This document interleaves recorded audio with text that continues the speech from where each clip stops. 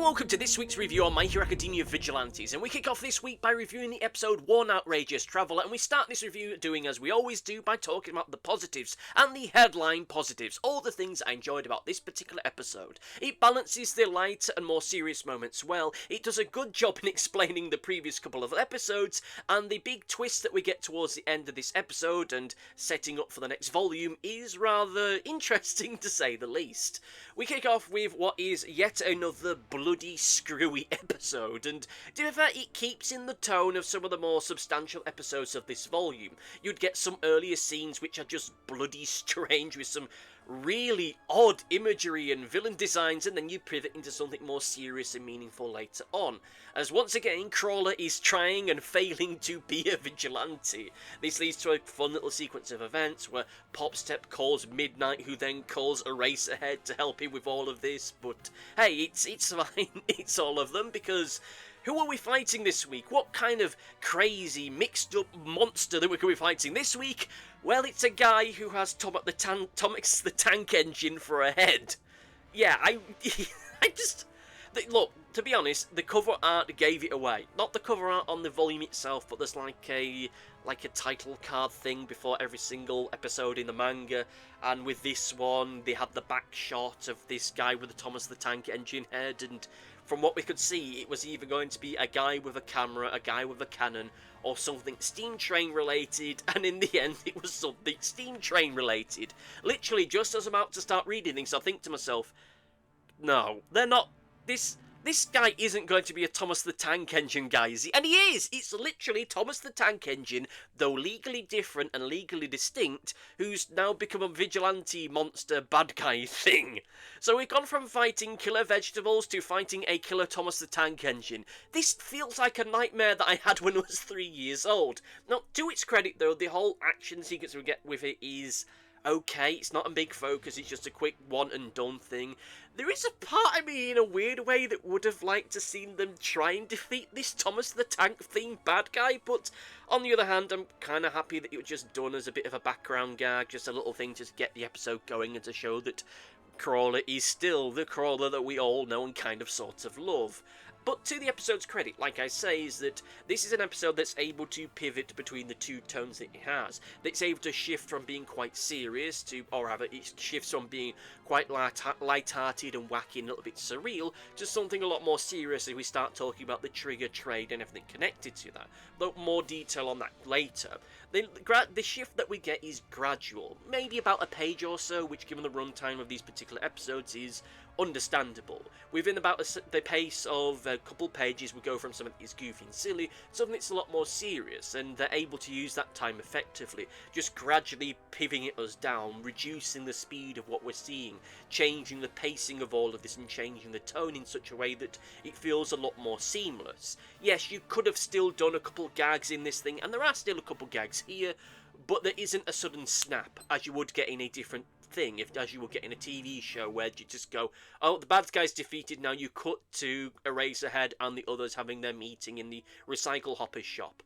And I'm fine with that, I'm perfectly fine with that, I'm fine with the fact that we actually are getting time with which to just have this changing of pace, changing of tone, changing of speed, and isn't this sharp thing. It helps keep the tone and the pace of all of this and the feel of it a lot more consistent, and there is no sudden sharp shifts, because if there had have been, then it would have made the opening action sequence feel like it's just there for the sake of being there, rather than being in a mechanism with which to get us invested in what's coming next. Yeah, there are still jokes in here. There's the joke about Crawler going, oh ho ho, Eraserhead, old buddy, old pal of mine, don't go telling Popstep that I've been using my shooty powers. And I'm just thinking to myself, yeah, Eraserhead doesn't like you. He doesn't like you, and he doesn't like what you do. He can arrest you. He doesn't have to arrest you for being a vigilante. He can just arrest you for using your quirk without a license, because you don't have a license for that. Which I know is somewhat ironic that someone with my accent and the nation I'm from is talking about not having a license for something, but you get the idea. I'm not going to lean into that meme, but you get the idea. And not only does he say this to a guy that can arrest him, he says it in earshot of a detective. Does Crawler really want to get arrested here? Does he want a fine? Is he fine with a fine? I really don't know. This young lad, I think he's had one too many whacks from the head recently. Ever since that fight that he got into with those guys that look like the reprobates that crawl out of Weatherspoons, he's not been right. He's really not been right. But anyway, to move into something a lot more serious, this episode does explain the previous storyline, this stuff with the mixer party. And I will admit that it kind of sounds like a backhanded compliment, but it is true that it does explain it, and it does it in a way which is reasonable and in a way that I can actually appreciate. Look, I will admit I had a lot of issues with the previous episode and the whole mixer mini art thing, which... Look, I still have them, and I don't think I'll ever probably get over them because it feels like just a bungled attempt at doing something on a more clever and sophisticated... But it wasn't even an attempt to do anything clever and sophisticated, it was just a thing. It was just a means of which to show that the bad guys are doing other things, but it did it in a way which felt as though nothing was really connected to anything else. And what we get this week is confirmation of some of the things that I speculated on in the previous review. Hina isn't connected to the Monster Factory, or whatever the bad guys are called in all of this.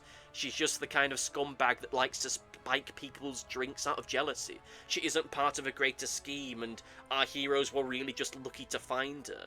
And that the version of Trigger that she was using for all of this was weaker, and that's why the guys that got spiked last week were just like having their hair go frizzy or their fingers getting longer rather than turning into big scary monsters. Okay, that's fine, that's good, well, I'll discuss my fuller feelings upon all of this later on, but hey, I understand why it is, I understand why they're using this weaker version of Trigger.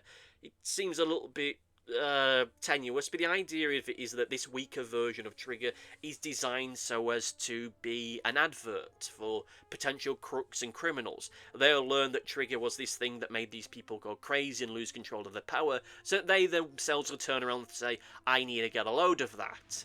And unlike the version that we've seen which turned people into monsters, there's no psychoactive chemicals in it. There's no elements in it which make them go crazy or mad or monstrous. It just makes them lose control of their powers, and then the villains or potential villains look at this and go, I want some of that. And then maybe they get the bio upgrades that make them even more powerful if they so wish. Which kind of makes me wonder if there's like a package deal, like, buy 5 packets of this mild trigger and get a 25% off voucher for the bio upgrade thing. Be the villain you were born to be. We're the best at being bad, guys. Dun dun dun dun dun dun. Oh no, copyright strike. Anyway, look, I don't know how exactly it is that the bad guy, these potential villains would find the dealers for all of this. That stuff itself isn't explained, though. To be fair, if the cops knew how it was being distributed and who was distributing it, they probably would have shut them down by now. They have their speculations, which is fine, but yeah, it's okay, it's fine. I'm sure that these villains, these bad guys, these scumbags probably know how to get this stuff, so yeah, it's just a case of keeping their ears to the ground, I suppose.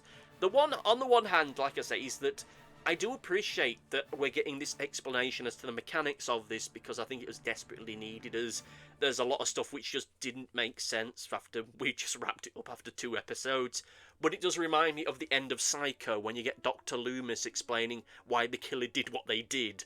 Though, to be fair, though, it kind of makes sense in that context, because they were dealing with stuff which audiences at the time probably wouldn't have understand, but yeah, that isn't really a problem here when we're just dealing with drug dealers, which at some point or another you're going to understand by just pop culture osmosis in some form or another.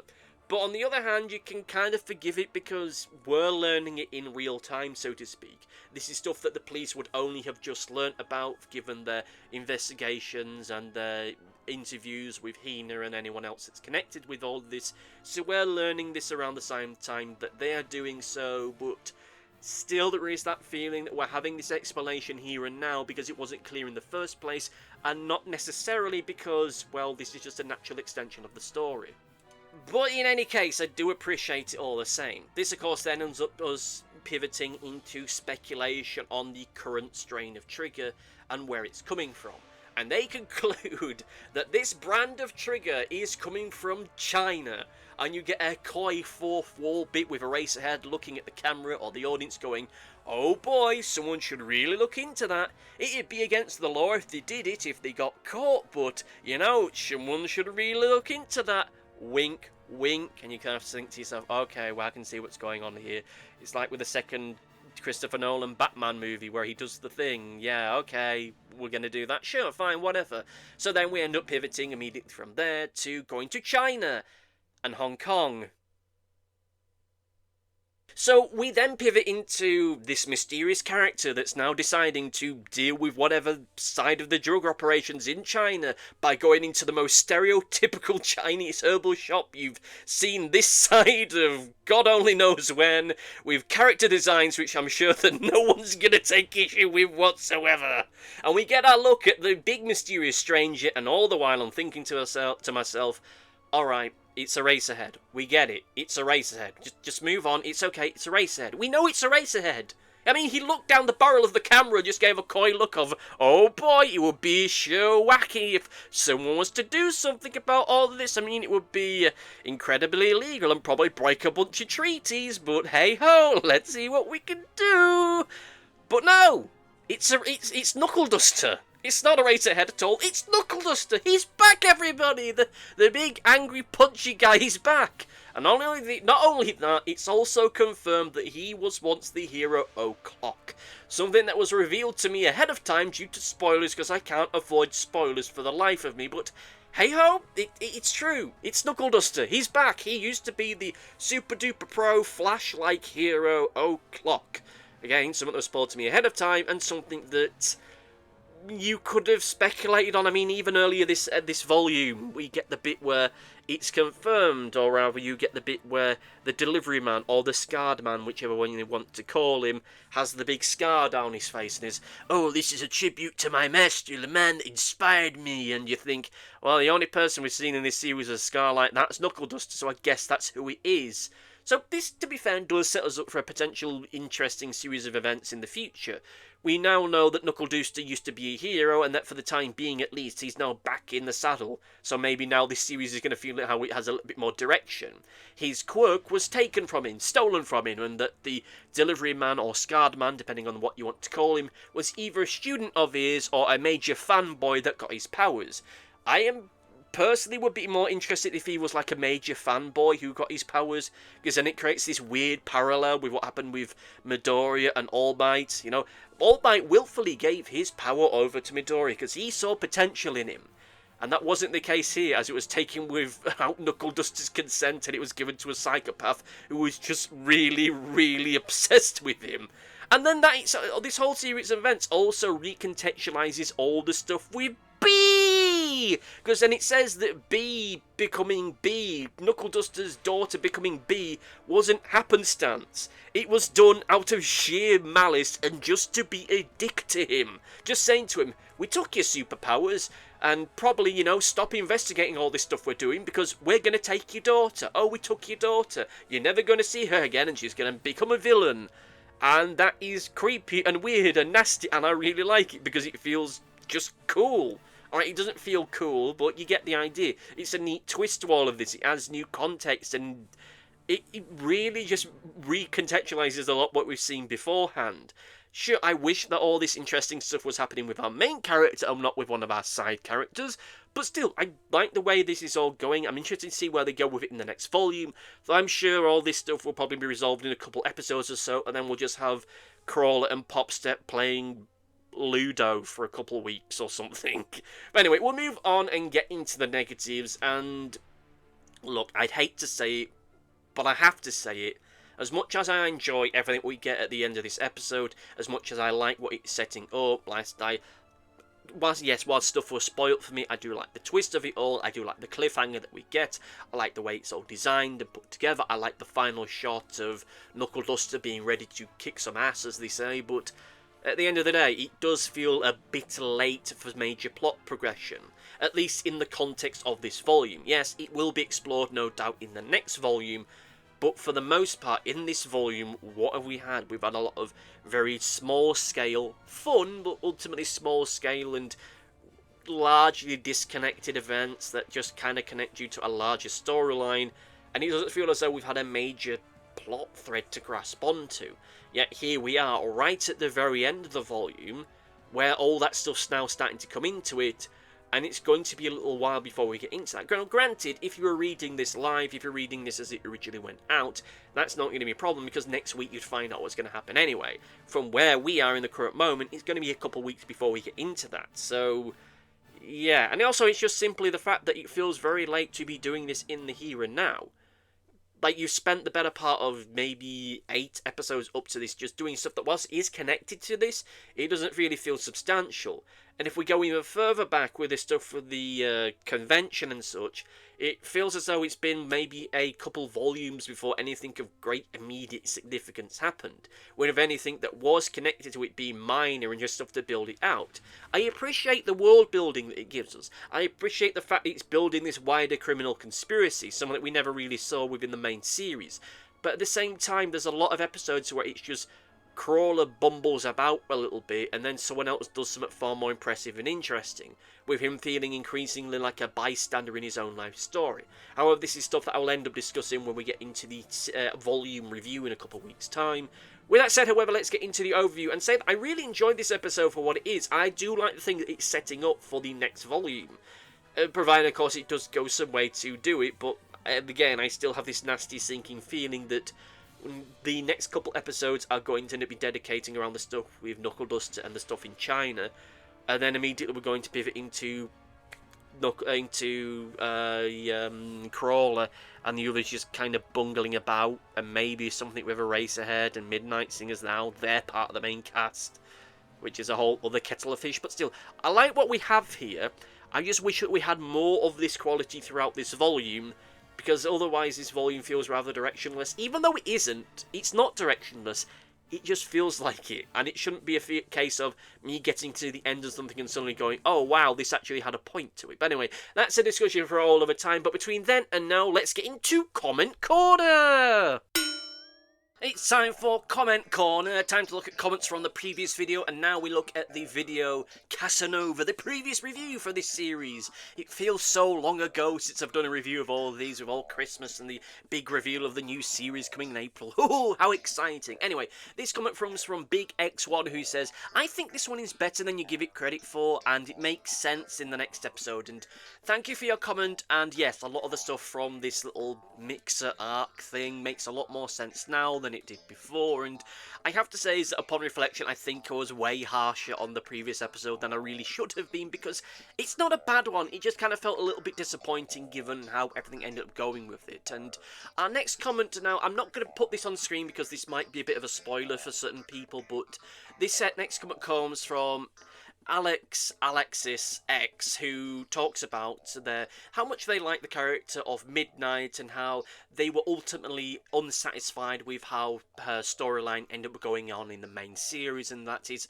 a reason why they stopped watching the anime itself when they got up to that point in the series. And I have to agree to a certain point. I have to say, though, that my big issue with how it all washed out is because it felt like, certainly earlier on in the series, like she was being set up that she would be the mentor figure for Momo Yajirozu, and that whole plotline didn't go anywhere. And then eventually when we got to that point in the anime, and I can't speak about the manga because I've not read the manga, but when we got to that point in the anime, it just felt like that's the missing element of all of that. Like, had she been more of a mentor to Momo Yajirozu, then I think that everything that happened there would have been that better connection with that character.